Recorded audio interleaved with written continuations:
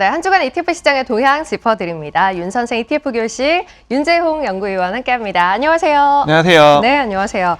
이렇게 진행하는 건 처음인가요? 처음이죠. 네.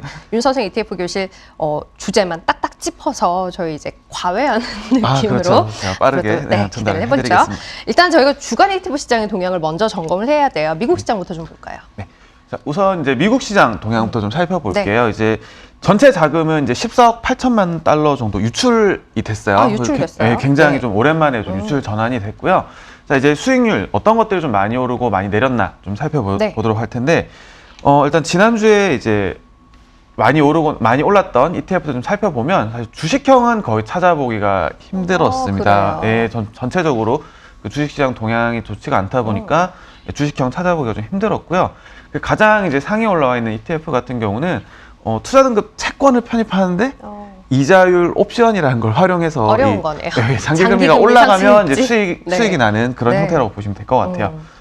올랐고, 다음에 이제 전체적으로 이 원자재 관련된 ETF들이 많이 상승을 했습니다. 특히나 이제 뭐 천연가스라든가 혹은 이제 이 원자력 에너지와 관련된 우라늄 채굴 산업 ETF, 그리고 이 농산물 관련해서는 이제 밀 선물 가격이 많이 올랐고요.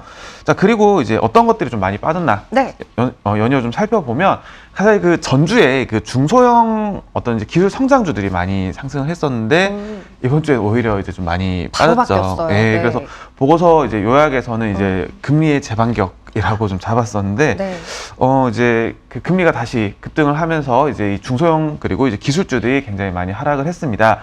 전반적으로 이 블록체인이라든가 혹은 이 마리아나 산업 그리고 이제 혁신 기술주 테마 이런 것들이 좀 전반적으로 이제 하락을 했다라고 정리를 할 수가 있습니다. 말씀하신 대로 특징이라면 하락에 기술주들이 많이 포진돼 있었다라는 것일 것 같아요. 금리 얘기하셨습니다만 이외에도 반도체 쪽으로는 개별적인 이슈들도 있었던 것 같고요. 네, 일단 뭐 기술주 전반적으로는 이 금리 급등에 대한 좀 부담감이 좀 굉장히 크게 작용을 했고요.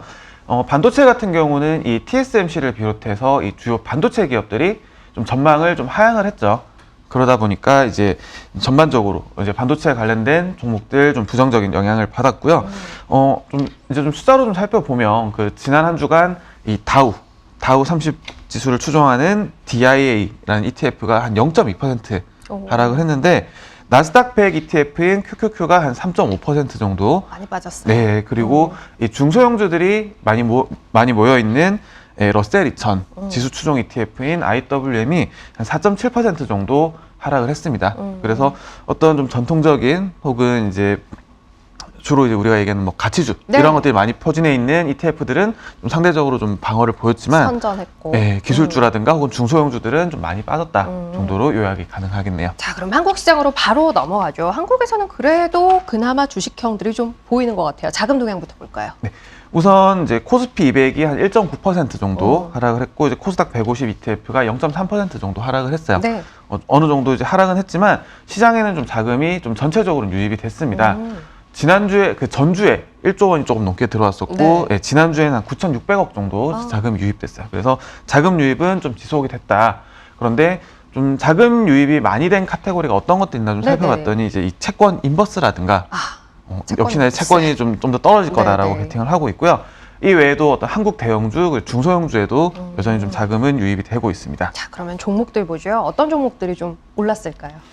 네, 우선 이제 종목들 단위로 보면 그 2차 전지 산업 테마, 그리고 미국 배당, 그리고 이제 글로벌 헬스케어, 그리고 이제 미국과 마찬가지로 이 농산물 관련된 ETF들이 좀 가격을 많이 올랐고요.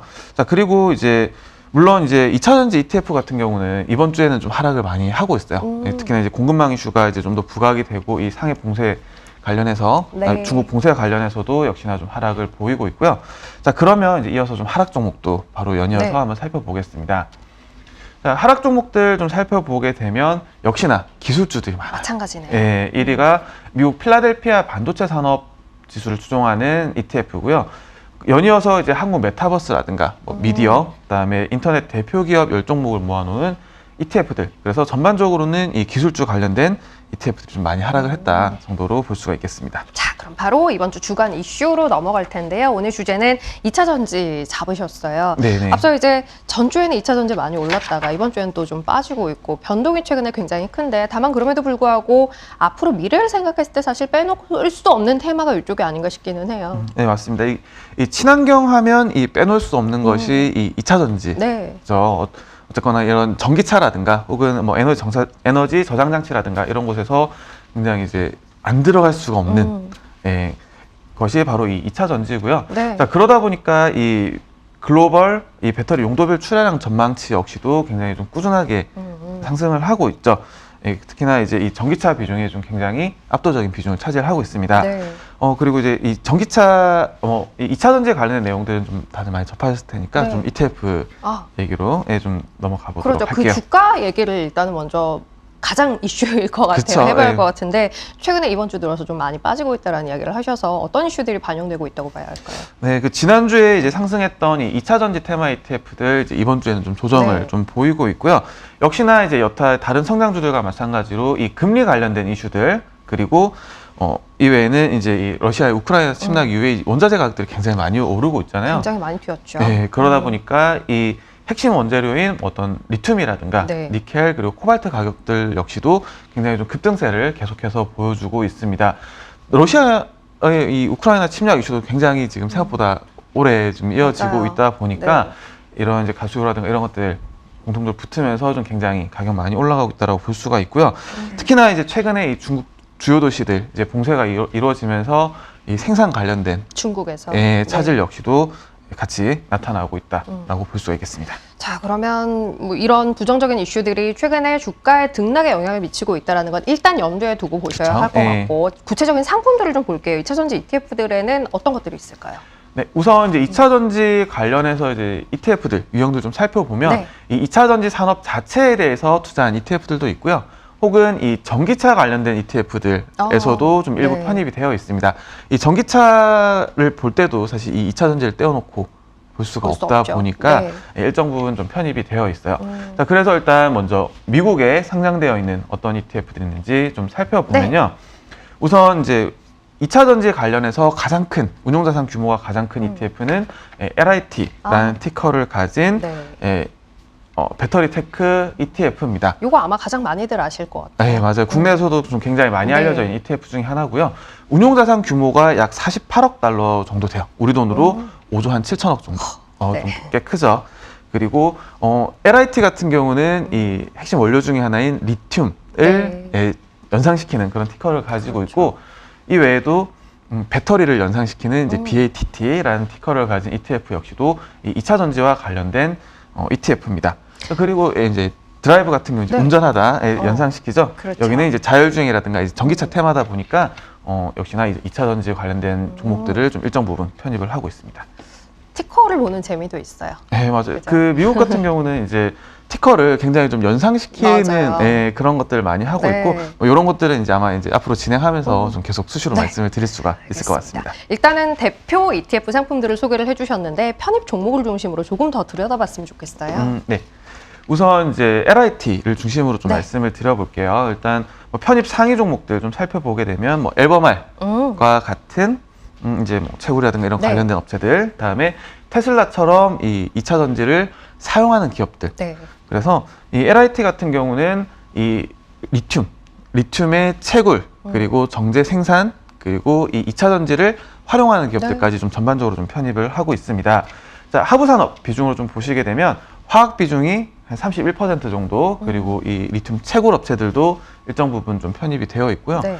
워낙 이제 2차 전지 관련해서 이 중국 비중이 좀 크다 보니까 개별 국가 비중으로 보면 중국이 한 38% 정도 돼요. 그래요. 그리고 대한민국 역시도 한 9.8% 정도 거의 10%네요. 네, 거의 한 10%가량 좀 편입이 되어 있습니다. 자, 어떻게 보면 이 리튬 가격이 상승을 한다.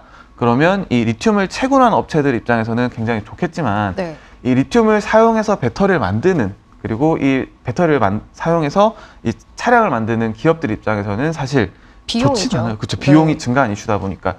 그래서 이 채굴부터 사용까지 이 전체적인 그 밸류 체인을 좀 다 편입을 하고 있다 보니까 리튬 가격이 올라간다 혹은 떨어진다에 대해서 조금은 이제 중립적이에요. 그러네요. 리튬 가격이 올라가면 네. 채굴업체는 좋고 생산 기업은 나쁘고 반대로 떨어지면 채굴업체는 안 좋고 이 사용 기업들은 좋고 그래서 이 전반적인 건 가져가면서 네네. 어떻게 보면 이 시장 자체가 커지는 거에 대해서 좀 가져갈 수 있는 네. 그런 개념이라고 보실 수가 있을 것 같아요. 그래서 중장기 투자에 조금 더 적합한 게 바로 전반적인 밸류 체인을 담고 있는 ETF에 대한 투자가 아닌가라는 네. 이야기가 될 것 같고요.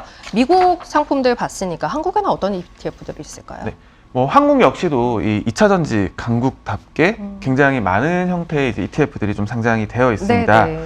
국내에 상장되어 있는 ETF들 중에 이 국내 상장 종목들, 이제 한국 종목들 네네. 편입하고 있는 ETF로는 이 코덱스 2차 전지 산업 그리고 타이거 2차 전지 테마 이런 ETF들이 있고요. 각각 뭐 1조 3천억, 1조 2천억 규모로 좀 상장이 되어 있습니다. 굉장히 크죠. 그러네요. 예. 그리고 역시나 이제 해외 투자를 또 빼놓을 수가 없다 보니까 이 해외 투자한 ETF들 역시도 좀 국내 상장이 되어 있어요. 자, 종목들 좀 살펴보게 되면 이제 글로벌 리튬 2차 전지 산업에 투자하는 이 테마형 ETF가 대략 규모가 한 6,800억 정도 네. 되고요. 역시나 이제 좀 간접적으로 이 차이나 중국 전기차 테마에 투자하는 ETF가 3조 원 정도 돼요. 굉장히 운용 규모가 커요. 네, 국내에 상장되어 있는 이 2차 전지 관련된 네. ETF 중에서는 가장 제일. 큰 네. 규모를 차지하고 있고요. 그리고 이제 국내에도 이 중국 2차 전지 산업 그리고 이 홍콩에도 이 2차 전지 관련된 ETF들이 또 역시나 상장이 네. 되어 있습니다. 네. 굉장히 좀 이 ETF들 보다 보면 이 전 세계로 좀 눈을 돌 수밖에 맞아요. 없는 것 같아요. 그래서 이 개별 종목들 좀 세부적으로 좀 네. 살펴보면요. 이 코덱스 2차 전지 산업 그리고 타이거 2차 전지 테마 이 두 가지 모두 이 키워드를 중심으로 종목들을 골라냅니다. 이 공시 자료라든가 이런 것들에 네. 관련된 키워드들이 있는 거죠. 뭐 2차 전지라든가 뭐 리튬이라든가 이런 것들에 대해서 키워드들을 추출해서 종목들을 편입하고 있는 ETF고요. 편입 상위 종목들 좀 살펴보면 네. 조금 이제 구성 종목들은 조금 편차가 있습니다. 그러네요. 예, 그래서 코덱스 2차 전지 산업 같은 경우는 이제 중대형주 비중이 좀 더 높고요. 타이거 2차 전지 테마 같은 경우는 중소형주 비중이 좀 네. 상대적으로 높습니다. 자, 그리고 이제 아까 잠깐 말씀드렸던 이 홍콩에 상장된 네. ETF 같은 경우는 중국 전기차 배터리 기업들을 좀 편입을 하고 있다 보니까 아무래도 이제 이 중국 정부 입장에서도 이 친환경 정책이라든가 이 전기차 관련된 정책 계속 유지를 하고 있다 보니까 내가 만약에 이제 좀 중국에 특화해서 좀 가져가겠다라는 투자자분들 계시면은 이 중국에 특화된 ETF들 있다 정도까지도 좀 함께 알아두시면 좋을 것 같아요. 그렇죠. 산업의 성장뿐 아니라 그 산업이 어떤 지역에서 보다 강하게 성장할 수 있는지도 판단해서 또 종목을 선택하실 수 있을 것 같아요. 네, 그런 맞습니다. 것들 소개를 해드렸고요. 매주 이 시간 통해서 주간 ETF 시장의 동향 점검해드리고요. 오늘처럼 이렇게 또 주목해볼 만한 이슈도 함께 소개해드립니다. 오늘은 2차 전지와 관련한 ETF들 쭉 한번 훑어봤습니다. 윤 선생 ETF 교실 여기서 마무리할게요. 윤재홍 연구위원 함께했습니다. 고맙습니다. 감사합니다.